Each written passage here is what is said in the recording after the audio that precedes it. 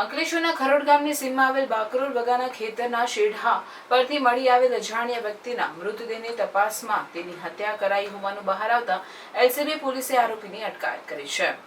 અંકલેશ્વરના ખરોડ ગામની સીમમાં આવેલ બાકરોલ વગામાં ખેતરના શેઢા ઉપર અજાણ્યા વ્યક્તિનો મૃતદેહ વિકૃત હાલતમાં મળી આવ્યો હતો। આ બાબતે ભાનુલી પોલીસે ગુનો નોંધી મૃત્યુનું કારણ જાણવા તપાસ શરૂ કરી હતી। આ તરફ ક્રાઇમ બ્રાન્ચ પણ તપાસમાં જોડાઈ હતી। દરમિયાન પોલીસને બાતમી મળી હતી કે આ ગુનામાં અક્કલકુવાનો શંકર મોવરિયા વસાવા નામનો ઈસમ સંડોવાયો છે, જે અંકલેશ્વર તથા પાનોલી વિસ્તારમાં છૂટક મજૂરી કરે છે। પોલીસે હ્યુમન ઇન્ટેલિજન્સના આધારે આરોપીની ખરોડ નજીકથી ધરપકડ કરી હતી। પોલીસની પૂછપરછમાં ચોંકાવનારો ખુલાસો થયો હતો।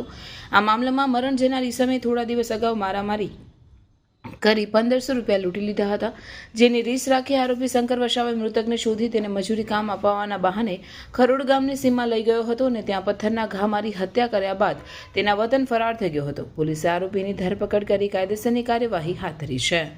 ગત તારીખ 15/6/2025ના રોજ પાલોની પોલીસ સ્ટેશન વિસ્તારમાં ખરોડ ગામની સીમમાં આવેલ બાકરોલ વગામાં ખેતરના શેઢા પાસે એક અજાણ્યા પુરુષની લાશ મળી હતી। આ લાશ છે ડિકમ્પોઝ હાલતમાં મળી હતી, જેની ઉંમર લગભગ 40 થી 45 વર્ષ હોવાનું અંદાજ કાઢવામાં આવ્યો હતો। જે અન્વયે શરૂઆતમાં એડી દાખલ કરવામાં આવી હતી। ત્યારબાદ આગળની તપાસ દરમિયાન તારીખ 19/6/2025ના રોજ તેમાં મર્ડરનો ગુનો દાખલ કરી કલમ BNS કલમ 103 મુજબનો ગુનો દાખલ કરવામાં આવ્યો હતો।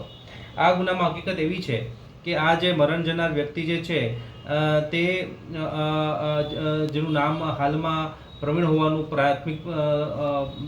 પ્રાથમિક તપાસમાં જાણવા મળ્યું છે, તે અને આરોપી જેનું નામ શંકર મોર્ય વસાવે તે જે મહારાષ્ટ્રના નંદુરબાર જિલ્લાનો છે, તે બંને સાથે મજૂરી કરવા માટે જતા હતા અને એકબીજા સાથે વાત કરતા હતા અને એ બાબતે તેને બંનેને કે 1500 રૂપિયા જે મરણ જનાર છે તેણે આરોપી પાસેથી યનકેન રીતે લઈ લીધા હતા અને તેની અદાવત રાખી તે તેને બીજી વખત જ્યારે મળે છે ત્યારે તેને આવાવરૂ જગ્યાએ લઈ જાય છે। માથામાં અને છાતીના ભાગે પથ્થરના ઘા મારી તેનું મૃત્યુ નિપજાવી દીધેલ છે।